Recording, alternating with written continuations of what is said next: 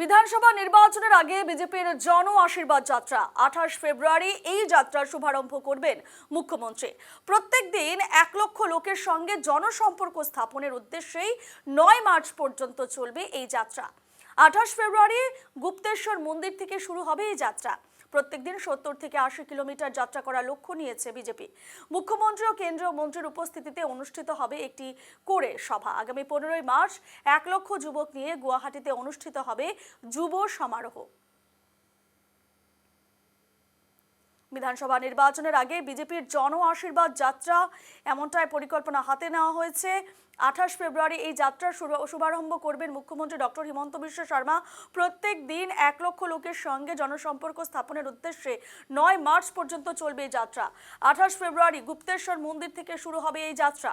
প্রত্যেক দিন 70 থেকে 80 কিলোমিটার যাত্রা করার লক্ষ্য নিয়েছে বিজেপি। মুখ্যমন্ত্রী ও কেন্দ্রীয় মন্ত্রীর উপস্থিতিতে অনুষ্ঠিত হবে একটি করে সভা। আগামী 15 মার্চ 1 লক্ষ যুবক নিয়ে গুয়াহাটিতে অনুষ্ঠিত হবে যুব সমারোহ। সামনে বিধানসভা নির্বাচন এবং নির্বাচনের আগে বিজেপির এই জন আশীর্বাদ যাত্রা ঘোষণা।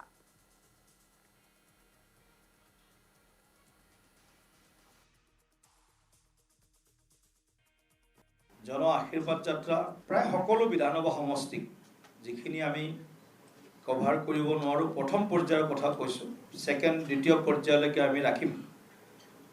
গতিকে প্ৰথম পৰ্যায়ত আমি 28 ফেব্ৰুৱাৰী তাৰিখে আমাৰ এই জন আশীৰ্বাদ যাত্ৰা অসমৰ জনপ্ৰিয় মুখ্যমন্ত্ৰী ডক্টৰ হিমন্ত বিশ্ব শৰ্মা ডাঙৰীয়াৰ সামগ্ৰিকভাৱে এই যাত্ৰাটোৰ শ্ৰদ্ধেয় নেতা হিচাপে তেখেতে নেতৃত্ব দিব। আৰু এই যাত্ৰা আমি 28 ফেব্ৰুৱাৰী তাৰিখে গুপ্তেশ্বৰ মন্দিৰৰ পৰা পুৱা 9 বজাত আমি আৰম্ভ কৰিম। 28ৰ পৰা 9 মাৰ্চলৈকে এই যাত্ৰাৰ আমি এটা ৰূপৰেখা প্ৰস্তুত কৰিছোঁ। ৰাতিপুৱা স্বাভাৱিকতে 9 বজাত আমাৰ যাত্ৰা আৰম্ভ হ'ব আৰু সন্ধিয়া 6 বজালৈকে বা 7 বজালৈকে হ'ব পাৰে কিছুমান স্থানত। এই যাত্ৰা কালত এদিনত কমেও 1 লাখ লোকক আমি সম্পৰ্ক কৰিম আৰু কমেও 4টা বিধানসভা সমষ্টিক স্পৰ্শ কৰিব।